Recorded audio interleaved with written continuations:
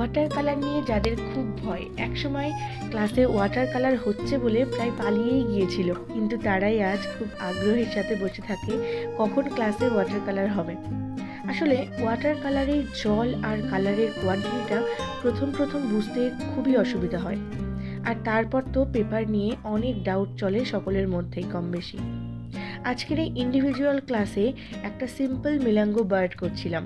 খুব সহজ করে যদি করতে হয়, ফার্স্টে জল দিয়ে ভিজিয়ে কালারটা ছেড়ে দিতে হবে। কালারগুলো নিজের খুশি মতন স্প্রেড করবে আর দারুণ সুন্দর একটি এফেক্ট ক্রিয়েট করবে। এখানে আমি খুব সহজে এটি দেখানোর জন্য এটাই করছিলাম। জলটা জাস্ট ছেড়ে দিচ্ছিলাম, আর কোথাও অরেঞ্জ কালার মানে এখানে স্কারলেট ইউজ করেছি, স্কারলেট আর লেমন ইয়েলোর একটি মিক্সচার ইউজ করেছি, কোথাও স্কারলেটটা ডিরেক্ট দিয়েছি। তো জাস্ট জলটাকে দিয়ে কালারগুলোকে ছেড়ে দিয়েছি, আর ওরা নিজেদের মতনই এরকম স্প্রেড করে গেছে। নিচের দিকে গ্রে কালার ইউজ করছিলাম। এখানে গ্রে কালারের জন্য ওয়াটার কালারে যেহেতু স্বচ্ছ ব্যাপারটা রাখতে হয়, তাই জন্য এখানে কিন্তু ব্ল্যাক কালার কখনোই ইউজ করিনি।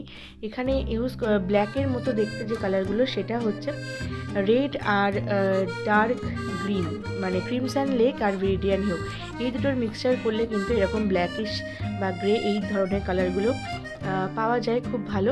আমরা বিভিন্ন সিনারিতে যে কোনো সময়ই কিন্তু এই কালারটা আমাদের খুব কাজে লাগে ওয়াটার কালারের ক্ষেত্রে। তো এরপর আমরা একটু কালারের এফেক্ট দিচ্ছিলাম ব্যাকগ্রাউন্ডটা তৈরি করার জন্য।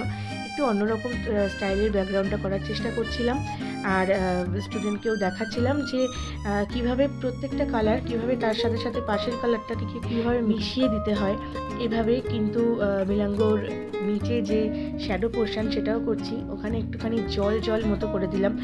এখানে কিন্তু মনে রাখতে হবে যে কোনোভাবেই কিন্তু হরাইজন্টালি যে স্ট্রোকগুলো জলের ক্ষেত্রে যেন কোনোভাবেই না কার্ভ হয়ে যায়। প্রত্যেকটা স্ট্রোক কিন্তু একদম স্ট্রেট থাকতে হবে। এখানে আমি ক্যামেলের একটি 12 সেটের ওয়াটার কালার ইউজ করে করাচ্ছিলাম ক্লাসটা, আর 200 GSM এর একটি ড্রয়িং বুক ইউজ করেছি ওয়াটার কালার বিগিনার্সদের জন্য, কিন্তু এইগুলোই সবচেয়ে অ্যাপ্রোপ্রিয়েট। কেমন লাগলো অবশ্যই জানিও।